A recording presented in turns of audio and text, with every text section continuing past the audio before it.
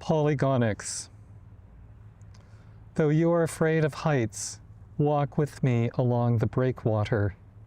Its narrow double-jointed finger crooked straight across the flat plain of the sea.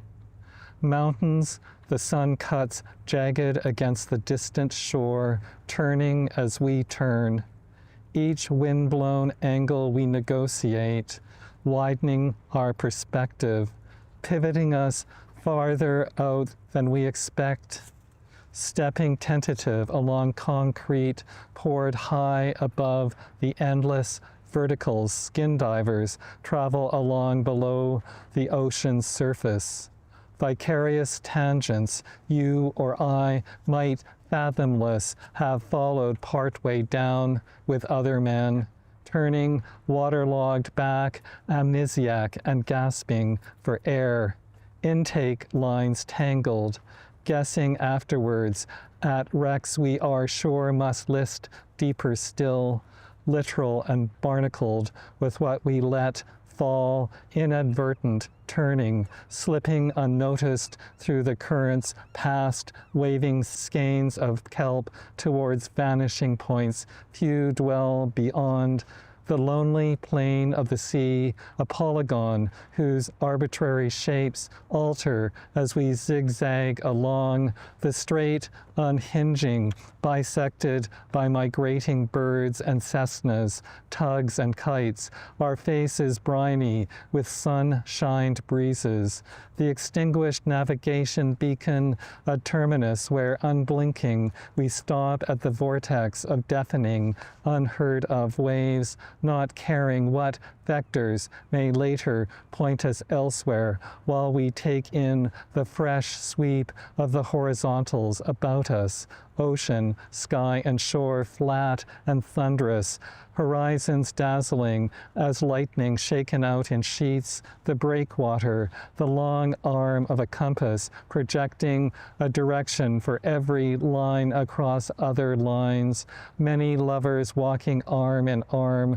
with us or away, our arc ascendant, a half moon carrying us forwards unobserved under open skies, geometries beyond the everyday plotted on the sea, you and I, both of us graphing possible trajectories of the limitless. Woo! Thank you, John. And we also have Yvonne. I have brought you both here because you are both poet laureates for Victoria, or you have been. You are former poet laureates. I think it's a bit like being the Pope. You were once the Pope, always the Pope, once the poet, always the poet. Yes, yes, though no white smoke went up. And no white smoke when we passed from me to you. Yeah, you didn't have to die. I didn't have to die. That's always nice. That's a nice addition. Yes. Yeah. But my thinking was, you know what, we have such a wonderful literary city. This is a fantastic place to write. It's a fantastic place to write about. And as a writer myself, I thought it was kind of shocking that I hadn't done an episode about this. So that's why I got in touch with both of you. And I'm so happy you both said yes. This is the breakwater. So clearly this was a motivating place for you. Yeah, I mean, I walk it several times a week. as it angles, you see the scenery a little differently each time. I was one of the people who, before the railings went up, was kind of against the railings, you know, because it seemed to me to take some of the thrill away of walking it. And in fact, when I walked it the first time with the railings, it seemed shorter. I felt the geometry of it differently. So it helped recontextualize the breakwater. Yeah, it did. I mean, obviously putting up the railings encouraged, made it more accessible to others. So I can concede that. Is there any other poetry we would like to have read? Well, I have a second poem about the breakwater, about the fishers who come here. I've always never saw anyone catch anything. Right. Which it made it seem like kind of a waiting for Godot kind of moment. So it inspired a poem about that experience, if you'd like me to read it. Yes, please. Okay. So this is called Last of the Catchers. I've never caught sight of what they catch. Boys static as old men less awkward than boys, patient as herons, as lizards, wrists flicked quick as tongues, flies pierced and deployed, the lines cast far and teased, what cold voids the hooks slip through, flat and clear as quartz, or rough, catchers swamped as waves rear, the lines cast far and teased, neither sculpin nor octopi striking on bait, stone blocks stood on descending stairs, numb to the logic they ballast below, insistent tides as the cormorants shriek, torpedo through reflected sky to spear vanishing prey, shrugging off the undertow. Let's make our way ever so slowly so that we don't cause an accident with our camera people. They're the ones walking backwards, not us. Yes. Yeah, but we're here to actually talk about you. I've said the word poet laureate. We've talked about poet laureate. What exactly is a poet laureate? What's the role of a poet laureate and how do you get that? Well, of course, the tradition goes back to, I think, Charles II. So the British monarch would appoint a poet laureate, and they were tasked to write poems to mark state occasions or moments in the life of the monarch, the birth of a child, a marriage, and they were paid in wine. And it was a lifelong position. We only did 4 years. Yeah. But we had to write poems for the city for varying occasions or for varying events in the city and read at City Hall. So that was a big part of it. And bring poetry into spaces where poetry isn't usually found. Right. So we both arranged events, readings for the public to attend. And I also was the poet laureate during the pandemic. So that would have been a different time. Yeah. It kind of went, like everything, into the virtual. Yeah. I created videos of poets reading. I did kind of a tour of Victoria landmarks that way, tour of Emily Carr House. Right. So it was a challenge. And you weren't, so what years were you then? 2015 to 2018. Okay, so you got out to while the going was good. I did, so to speak. Yeah. So this right here is our poetry mobile for the day. Onwards. Away we go. And upwards. Being in this position, going along the route that I would as a tour guide, everything in my brain wants me to do my one-man show. I can't actually even look at these places without having that performance association. We went to Cyprus, my husband and I, years ago, and we did a bus tour of the Greek mythology of Cyprus. And if the woman doing the tour got interrupted, it was literally like she rewound, started again, same language, and just started again. Like a poem. Yeah, kind of like a poem.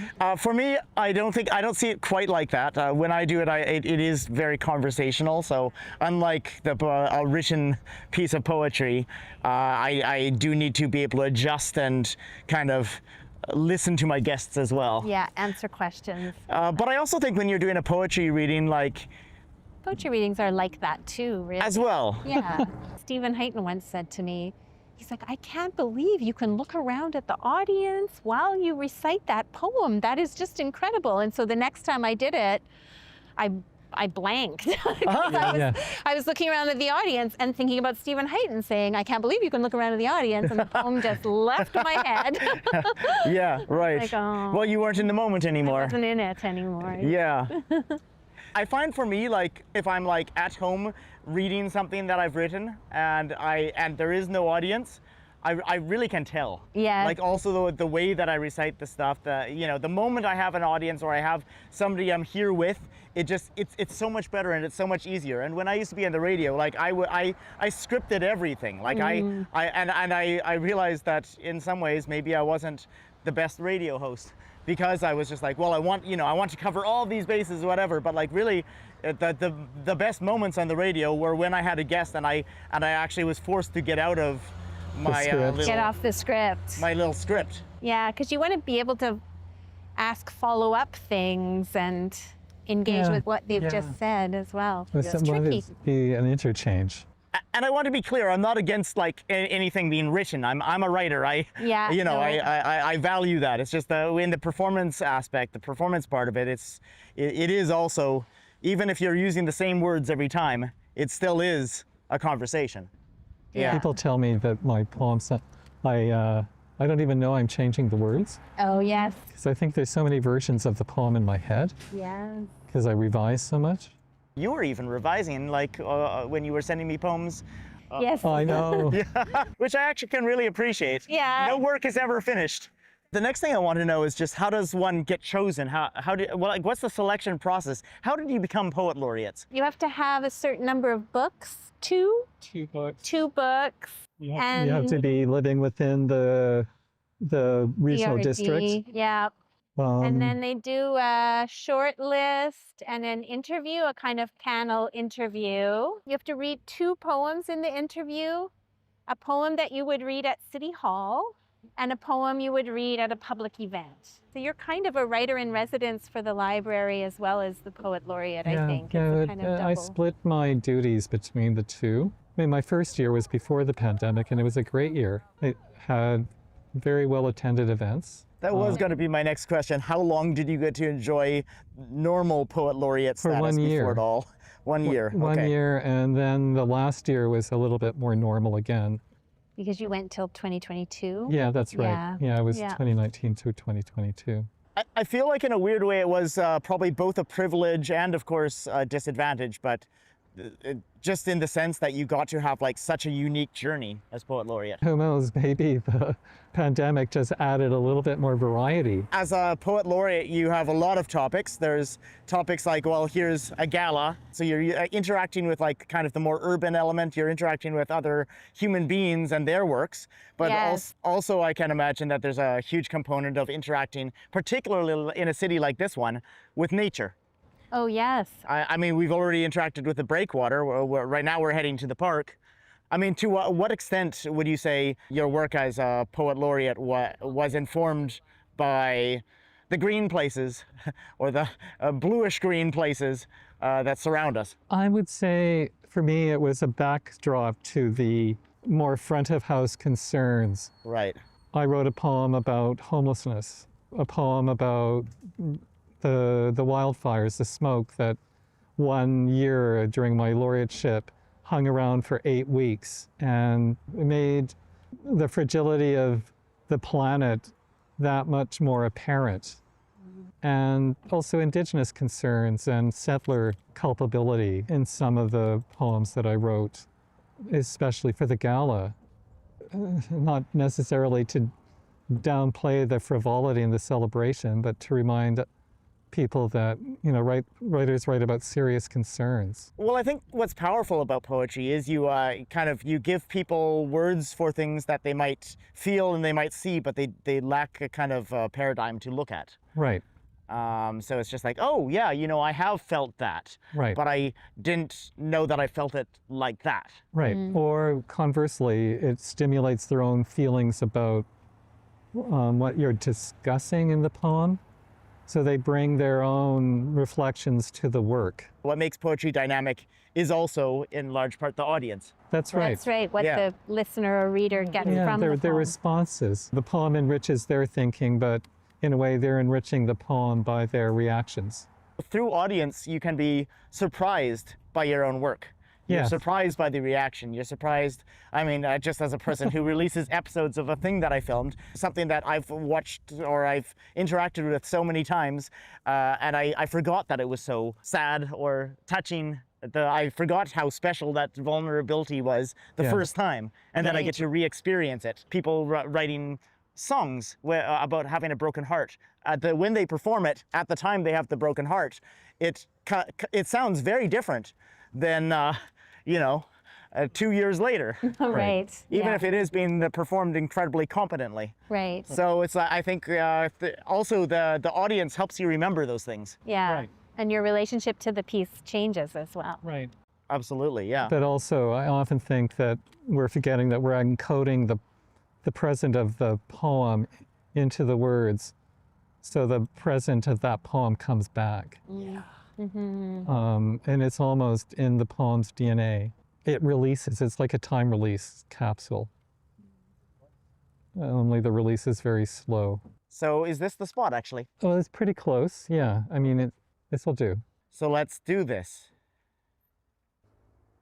Bushed. After. You lean heavy against me. We are horses seeking warmth. In dusk woods standing, asleep. After you lean heavy against me. Breeze on exposed skin as rough leaves, loud as white water tangle overhead. After you lean heavy against me. We are horses seeking warmth.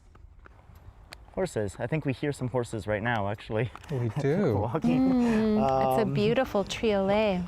Yes? It's a triolet. Yeah. Yeah.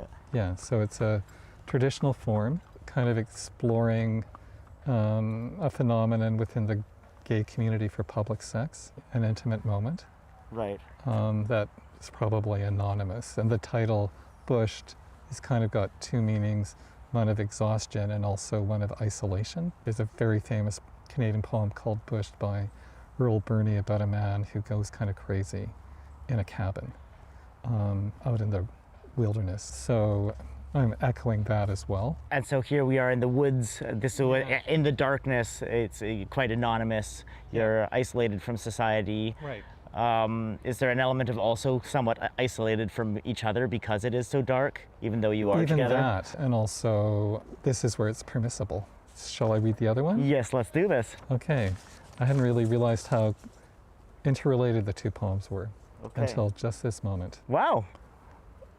Twilight of English pastoral art. The rambling lower boughs entangle light in washes the rain dry cedars filter skyward down. Green needled perimeter undercut with camouflaging browns, night turns crepuscular than Wordsworthian.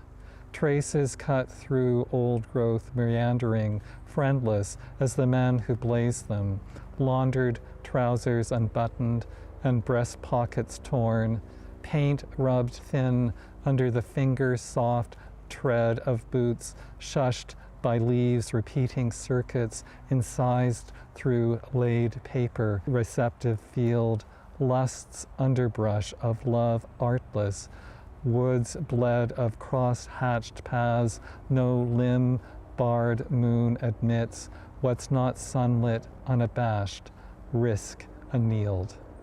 I really love the rhythm to that. It's musical. Yeah, it's probably actually very close to iambic pentameter. It's a sonnet. I mean, I always find in these woods I feel an aesthetic experience and think of sort of pastoral art. I used to work at the National Gallery of Canada in Ottawa, and there is a drawing in their collection that I always found very evocative of a gorgeous tree done in pastel. And I always found that it would come back to me whenever I walked through these woods. And so turning, again, something very intimate and random and fugitive into something aesthetic.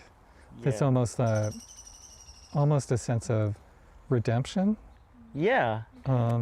involved as well. Well, sonnets you think of like, oh, deep, passionate love, right? Right. So taking the sonnet and putting it in this context is also really an interesting contrast. Right. And I don't know, as Yvonne knows, I've become quite obsessed with the sonnet. And I've written now 509. Wow. And a friend quipped, well, Wordsworth wrote 523, so that gave me my goal. I am going to write more than him. Right. By the time anybody sees this, you may have already reached that goal. Yeah, I That's don't right. know. But I like also the discipline of the sonnet, the discipline of the form and the details. That all exists in the forest as well, that kind of discipline of the natural world. Yeah, and the form, some people deviate wildly now from the rules, but I chose to match the rules, the rhyme, the meter, the syllable count. I once described free verse sort of the equivalent of throwing spaghetti against the wall. It's all this random thing. I have nothing against free verse, obviously, but what the form is, it's forced me to be flexible, which most people don't think of formal writing to be about at all. It's like my mind has to be flexible enough to conform to its expectations. Like the form is setting an expectation, Right. not a limitation. Yeah, I actually find limitations are great. You say it's not a limitation, but it forces you to be more creative in a certain way. It does, exactly. Yeah. That's exactly right. A bit like what you had to do during the pandemic. Yeah. Well, thank you for bringing me here. I think there's something to be said for experiencing a poem in the place that inspired it. The birds are very into the poetry. They clearly are. are. Well, Little okay. pileated woodpecker So up there. I took a writing class with the Russian emigre poet Joseph Brodsky when I was in my 20s, and he always said, if there's a bird in the poem, that's the poet. The bird is the poet. Yeah, this bird is so close. So Yeah. close. Yeah, it's not like that at all. I nest. I don't cruise. I feel like we've nested here for a while, so Yeah. how about we cruise? Yeah, okay. Yeah. Oh, yeah, meander. How often do you go into one of these parks and take sort of come out with a poem in your head that you're working on? Is that a thing? I don't know. I think it's less that I get an idea. It's more like it's cumulative. I'll be working on something set in the park, and some image that I imprinted upon my memory will come back, and I will use it. Like, there's a big rhododendron. It's a really vivid crimson, and it's huge. And I always think of it as a parade float. A parade float. And Nice. it eventually got into a poem. Every year I see it. Oh, there's the parade float. Parade float. Because they were just Every spring. immense. So during the pandemic, early on in the soccer field, someone had brought their lawn furniture, and they pitched a tent. Permanently or? Yeah, it was there for like several weeks, Oh, wow. and they had a rake, and they would do like the Japanese Oh, raking nice. Yeah. of the gravel. People were coping in their best way. Yeah. Are you reading a poem up here? I am. That's why we're coming up here. So exciting. So this is sort of the opposite of where we just were. This is not the forest, this is the field. Yeah, geographers classify this as savanna. But what motivated the poem I'm about to read is thinking about how settlers renamed spaces that Indigenous people had already named. I mean, my heritage is British, and I can imagine people coming from the UK and missing home and naming places with British place names because they missed them. But it erased what the Indigenous people felt and saw in the land. And so the title of the poem is the Indigenous word mikam, and I have in the last line of the poem the translation, which is warmed by the sun. And you can imagine that is exactly suitable to this space as we're standing in the sun and feeling the heat on this slope. Mm. And so I wanted to honor that idea, try to imagine in my own consciousness what motivated that name to be given to this place. Mikan. Sheltered behind a screen of wind-ravished arbutus, their roots picked out in camas and fawn lilies outrun by narcissus, I've scaled the slope they rise above, burnished by salt lifting from the sea. Those who first lay against it to sun gaze, unrehearsed in views the next to come had transplanted, a tipped savanna of traits, cloudy slant imposed on what's lasted as knowable but private about earth. Our scavenging, aloof idiolect, eroding range, anyone this climb rakes susceptible to what the land's inclined to speak, this hill, warmed by the sun, my face heat washed as till.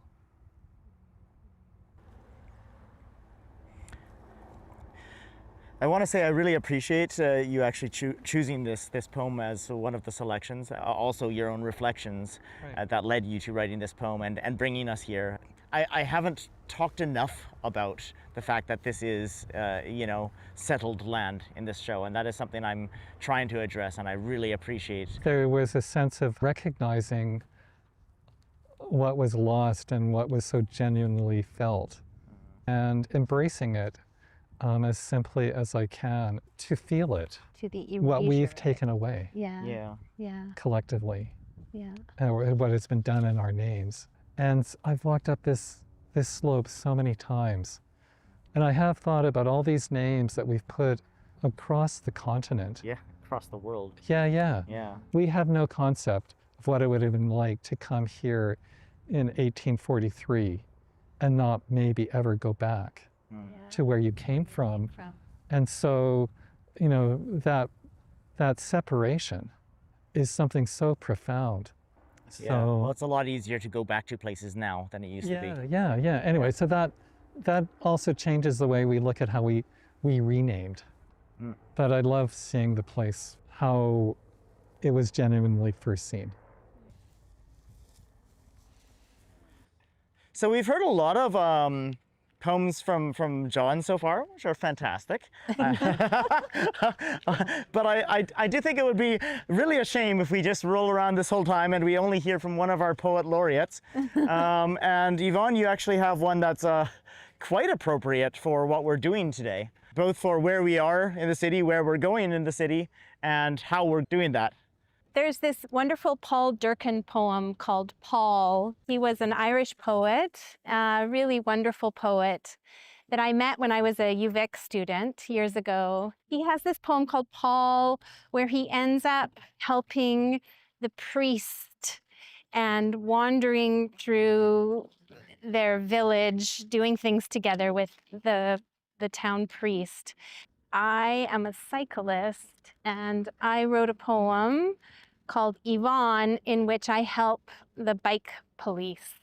You help the bike police? Yes, so it's not based on a true story at all, but it's very much set in Victoria, kind of dodging the streets. I work from home now, but I used to cycle to work every day. And I wrote a cycling column for years for the Times Colonist called Spoken Word. I get it. Good. Yeah. Gotta love a good dad joke. Yeah, and this book called Book of Places is covered in bicycles as well. You're a So spoke poet. I'm a spoken word poet. So it's called Yvonne, which is very, a little Cheeky. bit cheeky, yeah. In the near non-existent traffic outside Christchurch Cathedral, I stood. The YMCA across from me, waiting for the lights to change, and the lights changed from ruby to emerald. I stood there, the church bells ringing high and low echoes off each other. Forgetting myself, I stood a long while, the church growing old, the YMCA staying the same. I was on the way to the library to return a book I'd not read when a bicycle cop stopped and said, "Get on your bike, we need a hand."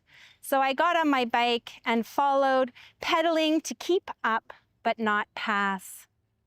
We rode down Quadra to Begbie, to government, to the Parliament buildings.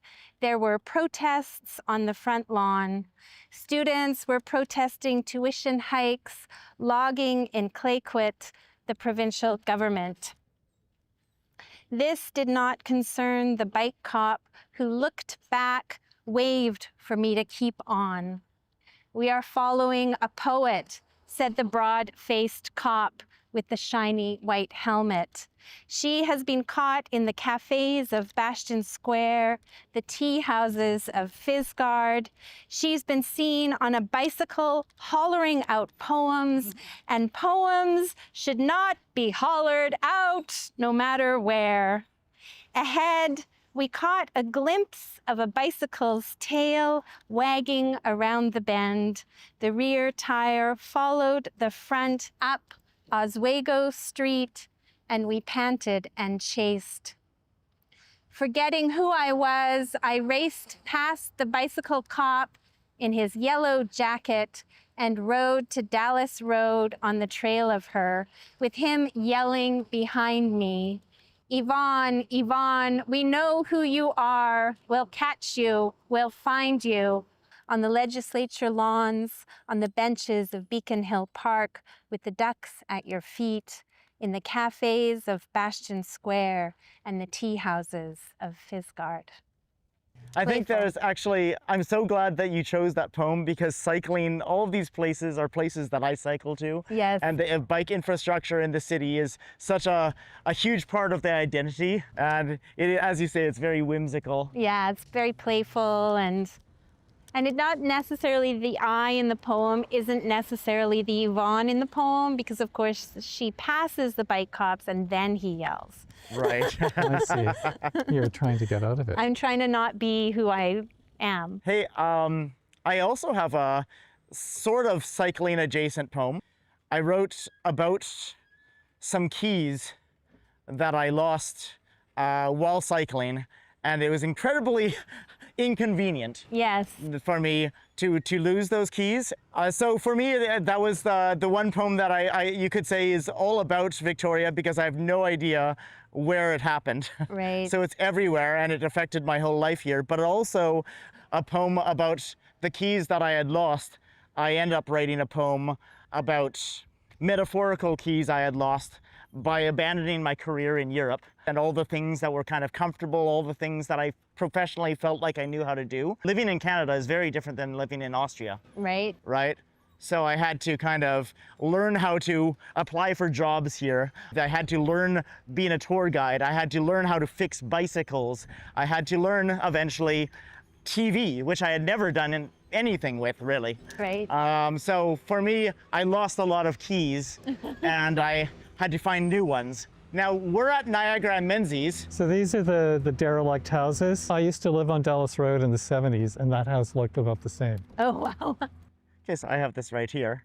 I know this is your location for your poem, but you know, 1 John, 2 Johns, Contrast. 3 John 4, Contrast. 1 poem, 2 poem. It's hard 3 to poems more. ride and read. No writing and reading. Yeah, that could go back terribly wrong. I mean, I could ride and you could sit here. That would be fun. That would be interesting, yeah. But I'm gonna do this like a proper poet today. Yeah. Proper poet. Yeah. I was thinking, instead of, we're poet laureates, you could be poet novitiate. But novitiate, I like that. I'll take that. So this is the keys I'm missing. I could have sworn I left my keys right here, but swearing's not just rude, it's ineffective. What you'll find here on this tabletop leaves a subtle note of where you'll find me. In the air, and I'm back in a closet that isn't a closet. It's a pungent man cave where no men live. Full of incriminating cotton wear, purchased from bleak Friday sales. On days you wanted nothing. Nothing at all, more than to go play dress up with a frilly little apron, which once belonged to your grandmother. Make a batch of chocolate pecan cookies. Claim they're your grandmother's recipe, though you actually got it from an AI prompt, and the AI had to get it from somebody's grandma, or everybody's grandma, so nobody's grandma. In German, the word used for poison is Gift, which every present is when you eventually lose it. Not even the securest lock can salvage you from the keys you misplace on an IKEA tabletop. You know which one I mean. You didn't buy it, though it was on sale, because it reminded you too much of the one you already have, like the extra keys you did not cut in a cup to hold keys, the ones we're not using today, a gift to yourself, a present to the future, for tomorrow's empty trousers, a hole that never falls out of your pocket, a pocket you'll never trust again, made up of sheer chaos in your brain. Singing, next Christmas I gave you my heart. Will it be new again, wrapped up as a gift? Will it be new again if I poison myself? Can I wear it in if I'm already worn out? Can I wear out if my threads are the first to be frayed, if my head is the first to be afraid? Maybe I'll stay right here and wait. You can tell me later on what I missed. I'll misplace my FOMO eventually, you know. Hashtag no FOMO. Besides, I can't go. No, because I can't lock the door. I have too many precious things, and I think I can't survive. So much venom entering my bloodstream at once. I could have sworn I left my keys right here, but swearing's not just rude, it's ineffective. What you'll find here on this tabletop leaves a subtle note of where you'll find me, in the air, and I'm... That's it, that's me. Nice. Oh, thank you. I'm being applauded by 2 poet laureates. Woo! 2! 2 poet I've made it. laureates or 2 poets laureate? Two It's poets. a good question. That is a good Poets question. laureate. 2 Poets laureate. I've lost my keys twice like that, Okay. but each time I got them back. You got them back. Oh. There's actually, I was having dreams of finding my keys, Yeah. but then they were never the right keys. No, would I find love some how keys. all the artifacts in the poem were from the past place as well a little bit, which was neat. Lots of nice repetition. Yeah, I imagined it as a song. With You know, piano keys. with piano keys, yes. Enough about me. So what do we have here? Condemned. Condemned. So the house behind us has been in that state of collapse for at least 40 or more years. I used to live on Dallas Road and walked by that house, and what I'm describing in this poem is a memory from one of the passers-by. Just as a link to the forest poems, I have an epigraph from Wordsworth.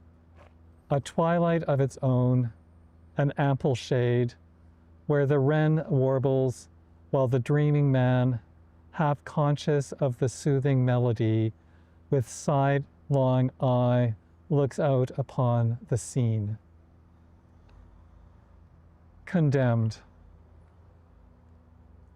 It shadows me, the piano I heard, a lone man play through windows uncurtained, in a house already tumbling down. Spurred by keys escaping drafts could have fingered, to glance in, perhaps for 2 jeweled bars, observed him follow Ravel through morning glory and Virginia Creeper rain stars with moonlight. Close-knit vines tonight stripping paint off brick from the long incontinent roof to a monotone cinder block base, where quiet has slumped with a weight I'd not felt the unsettled strain of as I raced past. The man's building scales my ear misses each time I pause, look in, the stoop listing. Very nice. So I walked by, like 40 or more years ago, and looked in, and there was a man playing a grand piano in that house. In this word. And I was just stunned at the juxtaposition of the two. And it just has stayed with me. Bringing new life to a dying home. Yeah, and that's what the sonnet has been for me. I mean, it almost sounds a little too sweet, but I think of it almost like a dream catcher. It just can capture the most ephemeral, almost ungraspable things. The fleeting moment. Yeah, it's the perfect form for it. And all of those structures, the rhyme, the syllable count, the metrics, they're the things that catch. But I love it was the piano key, so it picked up off your Yeah. poem Yeah. beautifully. That's That actually was great. Did you guys amazing. did you know that? We've got another poet laureate to meet, our third of the poets laureate. And plus we have some of your poetry as well that I'm actually really excited to hear. The city, because it is so vibrant, because it is so lively, because there is so much going on, it is also a very interesting setting because it's like, here's our human society. That's also from a poetry and musical standpoint quite interesting. I don't know if you've heard our theme song for our show, but the woman who does that, Roisin Adams, that song was all about the hustle and bustle of a city. And that's why I chose it as our theme song, because we're addressing life in a capital city that is so dynamic and so diverse and in many respects so inspiring. You wrote a whole book that was very inspired by kind of urban environments. Can I say that? Yes, you can. Yeah. So I Dark side. recast the Persephone myth in a city in the modern world. When I launched the book, I took people on a walking tour of the laneways and alleys of downtown Victoria, and John filmed it. And I started in Bastion Square, and there was a man running a leaf blower, Of course there was. startling all these crows. And so I stood under a tree with all this crows going mad Perfect. to read the first poem. It was beautiful. Definitely alleys and laneways are a big part.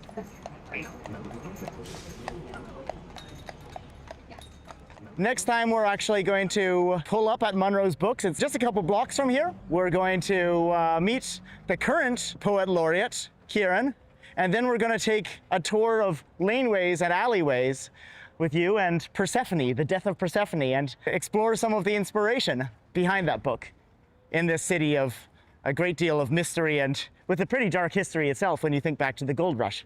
So yeah, join us here next time for the second half of this journey.